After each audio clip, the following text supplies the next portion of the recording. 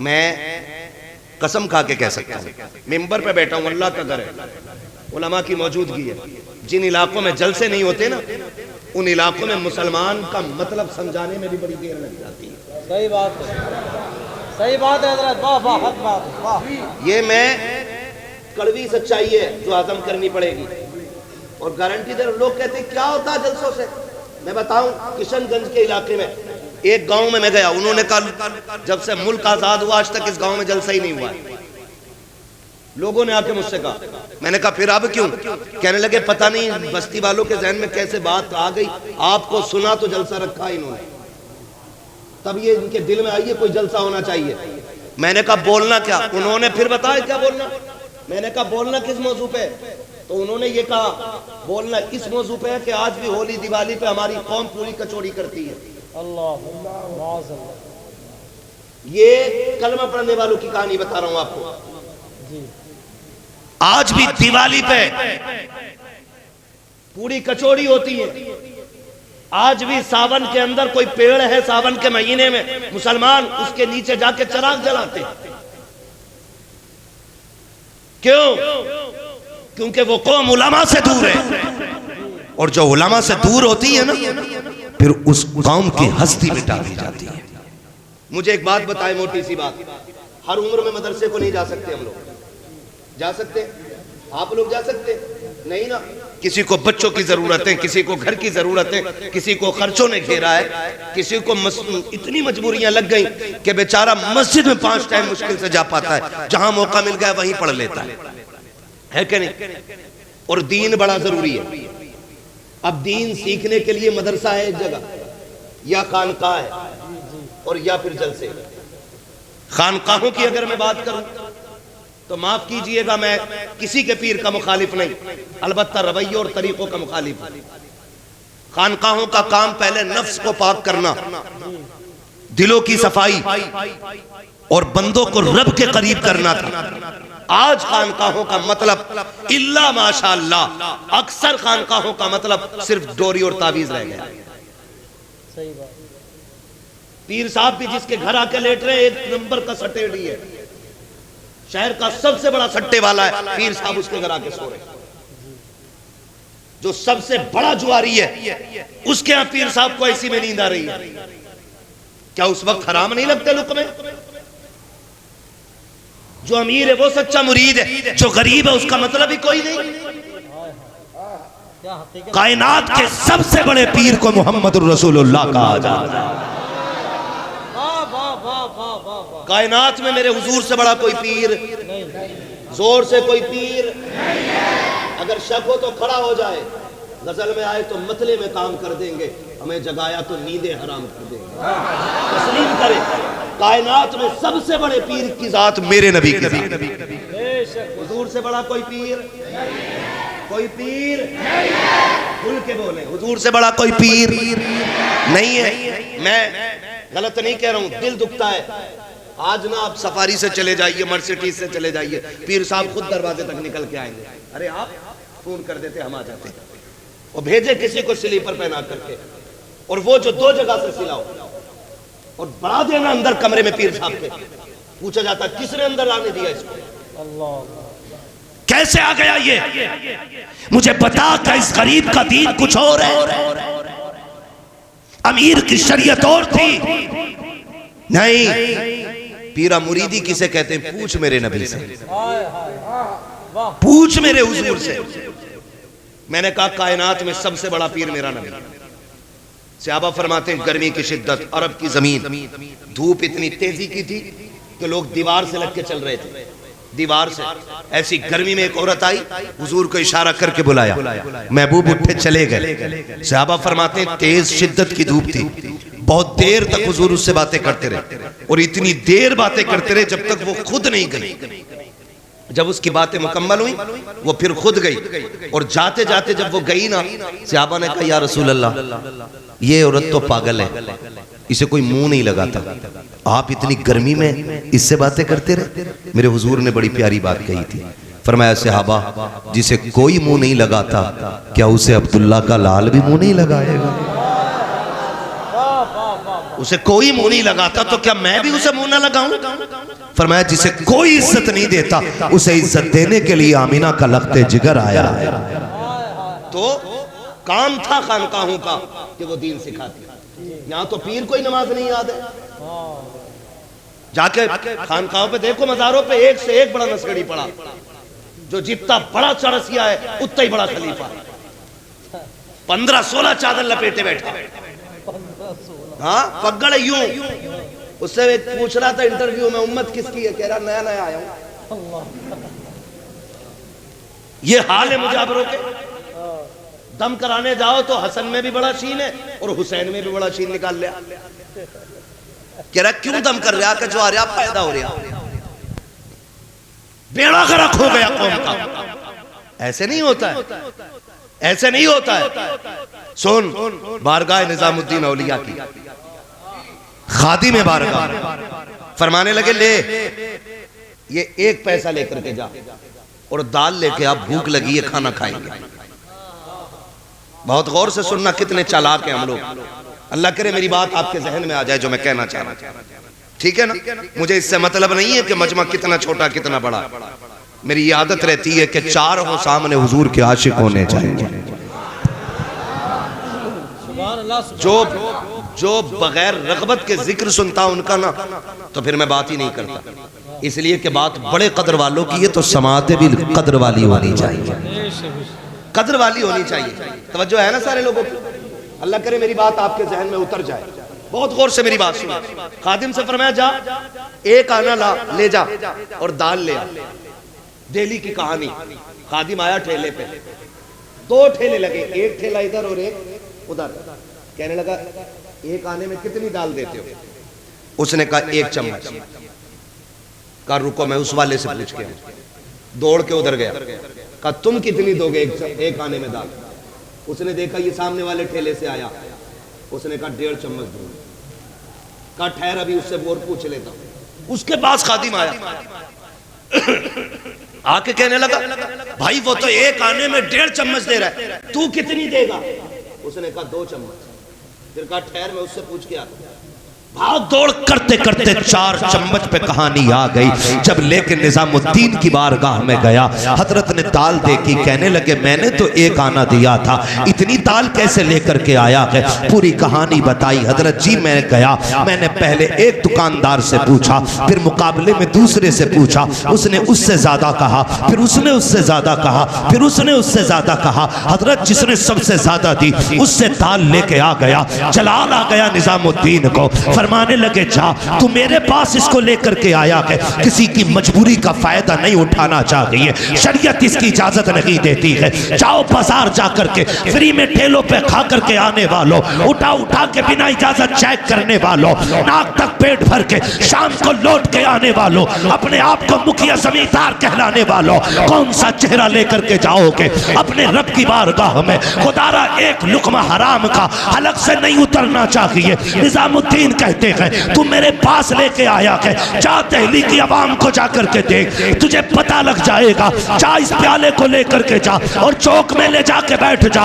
जैसे चौक में लेकर के गए, आपने कहा लोगों जिसे दाल चाहिए फ्री लेकर के चले जाओ, लेकिन ये दाल ऐसे ऐसे ली गई है, सुबह से शाम हो गई, 1 लुकमा नहीं बिका था, कोई लेने तक नहीं आया, खाली हाथ लौट गए। हजरत जी किसी ने 1 चम्मच नहीं खाया। निजामुद्दीन की आंखों में आंसू, कहने लगे समझ में आया जिस दिल्ली की अवाम के तकवे का ये आलम है, उस दिल्ली के निजाम के तकवे का आलम क्या? नारे तकबीर, नारे रिसालत, आमदे मुस्तफ़ा कॉन्फ्रेंस, मसलके आला हजरत हजरत मुफ्ती हम्माद रजा साहिब किबला।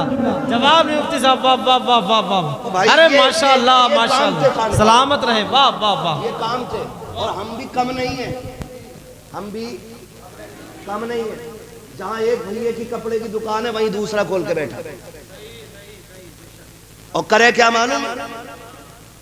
ताहिर भाई आराम से बैठो, भागना नहीं। हाँ करता क्या है, मेरी दुकान पे ग्राहक आ रहा है ना तो इशारा करके इधर आजा। हम कौन है बोलो, कौन है हम लोग? जोर से है। कौन है हम लोग? और जोर से कौन है? मुसलमान है। और हमारा अकीदा यह है कि रोजी अल्लाह देता है। कौन देता है? अल्लाह देता है ना। वो किसी बंदे ने ना बहुत अंदर जाके मार्केट में दुकान रख ली, मार्केट से अलग थलग अंदर गली में कोई अक्लमंद जाकर उससे कहने लगा, भाई यहाँ दुकान रखी है, यहाँ ग्राहक कौन आएगा? उसने कहा एक बात बता। बोला क्या? कहा यहाँ मौत का फरिश्ता आ सकता है? उसने कहा अजीब बात है यार, मौत का फरिश्ता 7 तालों में भी आ जाएगा। तो उसने कहा तू समझता क्यों नहीं, जहाँ मौत का फरिश्ता आ सकता है वहाँ रिज्क का फरिश्ता नहीं आ सकता है। वाह वाह वाह वाह वाह वाह वाह। नीयत अच्छी होनी चाहिए। कई बार ऐसा भी हो जाता है, ताहिर भाई नाच पढ़ने इनाम चल रहा, कुछ बोल रहे हैं, बैठाओ इसे, मुझे बोलना क्यों कि ये पैसा तुझ पे आ जाएगा। अकीदा पक्का रख। जो नईम भाई का हिस्सा वो नईम को भाई को मिलेगा, जो ताहिर भाई का हिस्सा वो ताहिर भाई को मिलेगा, जो जिसका हिस्सा वो उसको मिलेगा। उल्टा कूद या सीधा कूद, मिलना उतना ही है जितना अल्लाह ने लिखा है। क्या कहने, वाह वाह वाह वाह वाह। खाली नजर खराब करने से नजरिया खराब करना, बेशक सही बात है। ठीक है जी। नजर खराब करने से मैं घूर के देख लूँ यार, बेटा यार इनको ये क्यों हाथ पड़े, नहीं भाई बड़ा भाई सारा पैसा यही ले जाएंगे, मुझे क्या मिलेगा।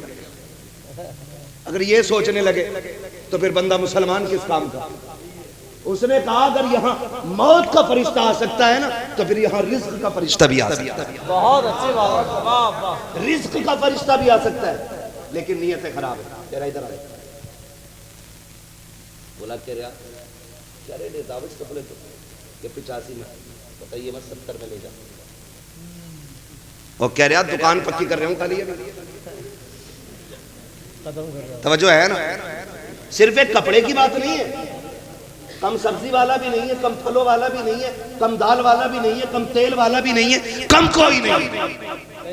सिर्फ वो जो अल्लाह से डरते, जो अल्लाह से डरते, वो सोना भी बेचते हैं तो ईमानदारी के साथ बेचते हैं।